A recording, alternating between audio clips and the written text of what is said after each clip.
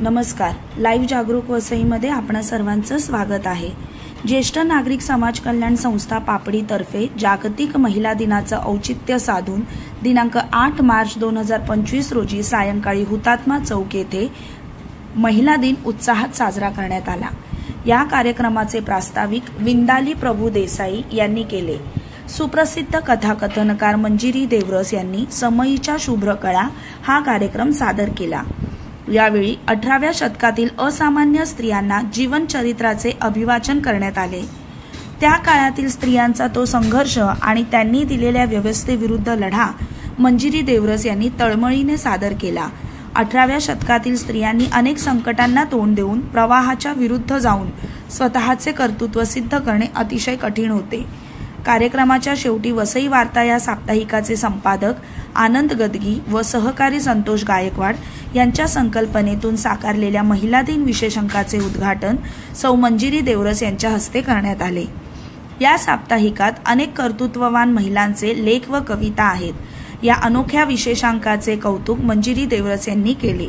महिला दिनाचे औचित्य साधून गजानन महाराज भजन मंडळी माणिकपूर या भजनी मंडळाच्या सदस्यांच्या हस्ते आशा डिसोजा, डॉक्टर रेश्मा बनसोडे, कांताबाई गायकवाड, शीतल कदम, संपादिका सौ सोनल प्रसाद महाडिक, पत्रकार शहनाज शेख, अभिलाषा वर्तक, मालती बिरारी यांच्यासह संस्थेच्या अध्यक्षा हेमलता हटकर व प्रमुख वक्त्या मंजिरी देवरस यांचा शाल व स्वर्गीय सुनंदा गदगी लिखित रंग भारुडाचा हे पुस्तक सप्रेम भेट देऊन गौरविण्यात आले.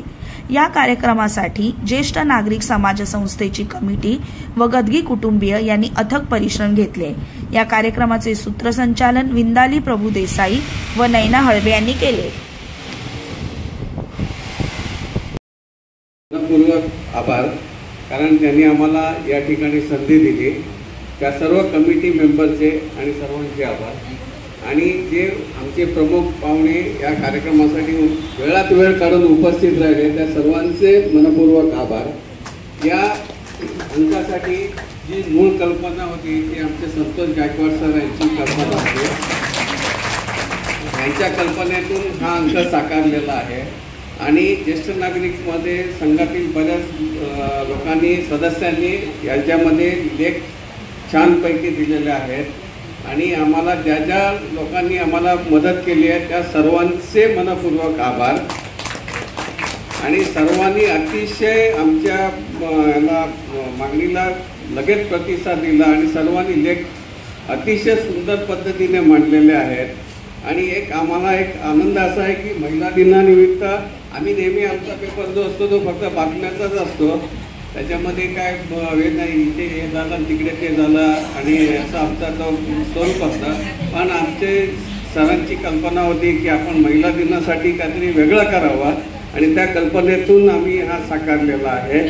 आणि या सर्व याच्यासाठी जे आम्हाला साठी मदत केली ते राम कोळी यांचे पण आम्ही आभार मानतो.